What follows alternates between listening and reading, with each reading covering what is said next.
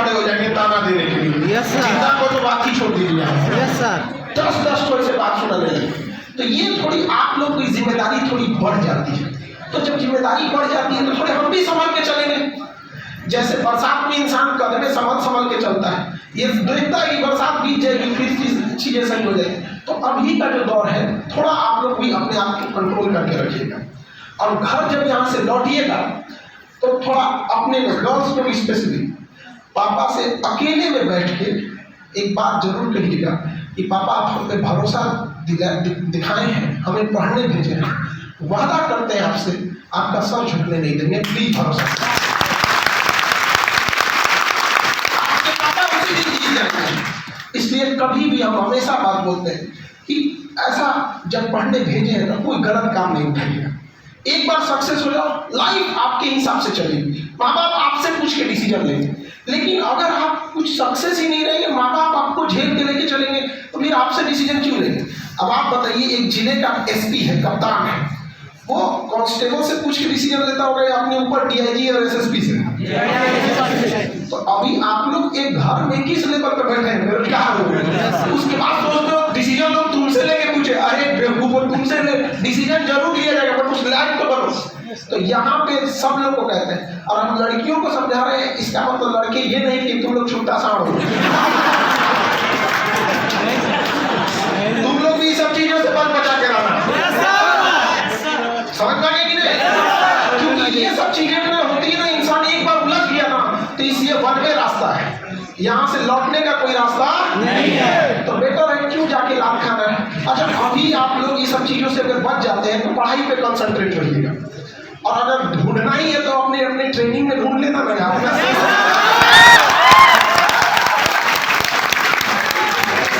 Safe cadre में ढूंढ लेना, समझा क्या? उस समय हम भी हेल्प कर देंगे। अभी भी सर लोग आके कैडर ढूंढने में हेल्प करना पड़ता है, तो कैसे बोलेगा? दोनों हम ही लोग से ना बोलते हैं सर, उसका भी वही कैडर है, हमारा भी वही कैडर है।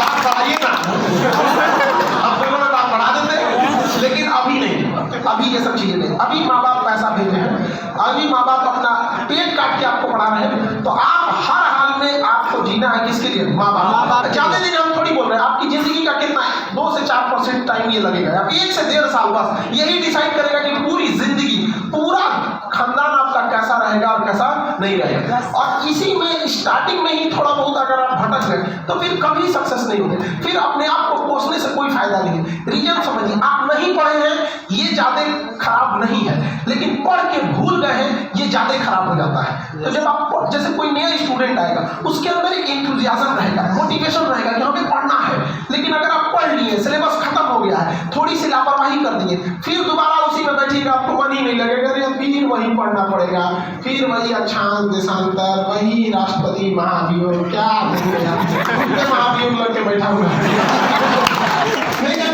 तो ये याद रखिएगा, आप भले 1 साल लेट से तैयारी करो, लेकिन 1 साल लापरवाही मत करो, अपने आप से आज कुछ दो। अगर मन भटक रहा है इधर उधर, तो हम कहते हैं कि 1 साल तुम देर से ही चालू करो, लेकिन बीच से मत लौटो, क्योंकि आधे रास्ते से लौटने से बेटर है कि उसी रास्ते पे आगे चल दो, क्योंकि उतनी ही दूरी तय करनी पड़ेगी। लौट के आओगे तो खाली हाथ रहोगे, चल जाओगे तो मंजिल मिलेगी।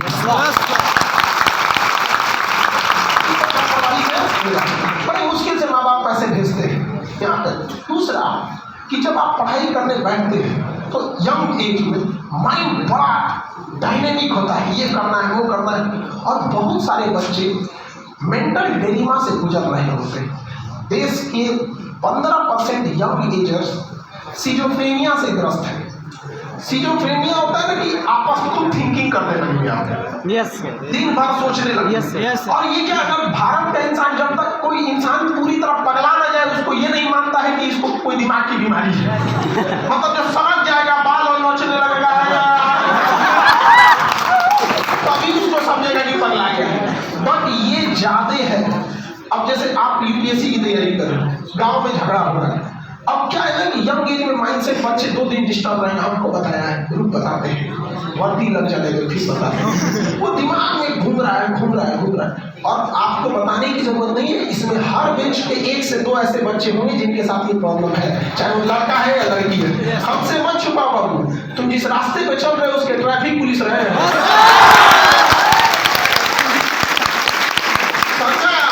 इनकी सास भी कभी बहू थी। तो हमें ये चीज भली भांति पता है और हम आपकी तकलीफ को समझते हैं। आप पूरे दिन खत्म होने के बाद ऐसे बच्चे रात में रियलाइज करते हैं कि हमने अपना दिन बर्बाद कर दिया, और ऐसा होता है। और ये हर बेंच पे एक ऐसे बच्चे मिलेंगे इससे लड़ रहे हैं। हालांकि इस पर गवर्नमेंट को वर्क करना चाहिए, क्योंकि उसके पास पूरी भारी भरपूर मशीनरी है, पूरा सिस्टम है। हम लोग तो बस जागरूक कर सकते हैं। तो ऐसी चीजों में थिंकिंग ज्यादा आती है, तो थिंकिंग को रोकिए।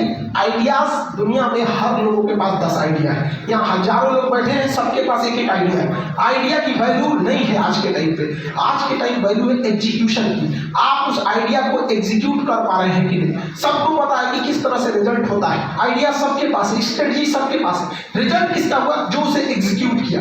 आपको पता है प्लानिंग बनाने की ज्यादा जरूरत नहीं, पढ़ाई चालू करो। यहाँ पर प्लानिंग बनाओ कि आपको टाइम कैसे बर्बाद करना है। लेकिन तुम लोग टाइम कैसे बर्बाद, टाइमिंग क्या बनाते हो? पढ़ना कैसे है। अगर मछली टाइम टेबल बनाए कि उसे तैरना कैसे, तो क्या मछली आप पढ़ने आए हो बाबू, आप दिन रात यही काम होना चाहिए कि पढ़ाई कर रहे हैं। आपके पास टाइम टेबल होना चाहिए, बाहर कब जाना है, फोन पे कब बात है, कैसे क्या करना है। यकीन मानिएगा ये बर्बाद वाला टाइम एक बार बना के देखिए, समझ जाएगा। हम लोग का भी फिक्स रहता है कि कितने बजे से कितने बजे के बीच में कोचिंग से स्टूडेंट से रिलेटेड प्रॉब्लम सुनना है। उस टाइम कुछ भी आ रहा है हम लोग दूसरे का नहीं सुनेंगे। फिर स्टूडेंट को छोड़ के